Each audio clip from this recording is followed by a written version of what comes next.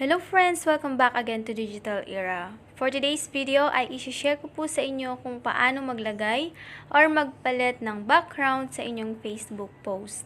But before we get started, please don't forget to support my channel by clicking the subscribe button and also hit the notification bell for you to be updated on my next video.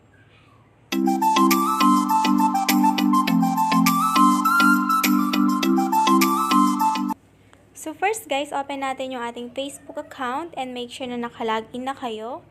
And then itap po natin sa what's on your mind para makapag-post po tayo or makapag-create po tayo ng bagong message. Okay, so dito po tayo magta-type kung ano po yung gusto nating i-share sa ating mga friends. So say for example,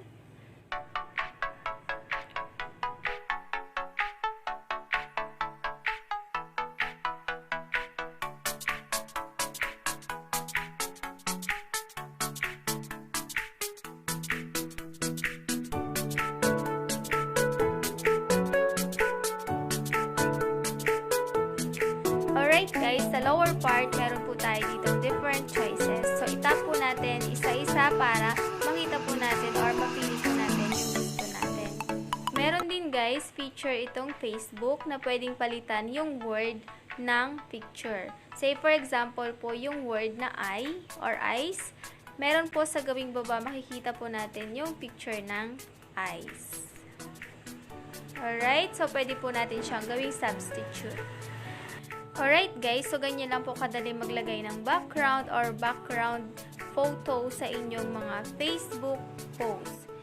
So guys, as you can see, pag meron po siyang background photo, mas maganda po siyang tingnan or mas nakakaakit basahin po yung mga message or quotations po na ginagawa natin.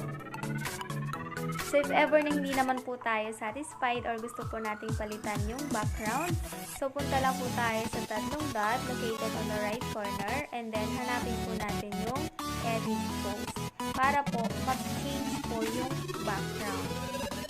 Alright, and then mamili po tayo sa lower part ng design na gusto po nating ipalit. It depends on you guys. Alright, so that's all for now. Hope you've learned something from me. If you have any other questions, suggestions, recommendations regarding this video, feel free to send me a message down below and I will get back to you as soon as possible. Thank you so much. Maraming salamat. Agyaman ako.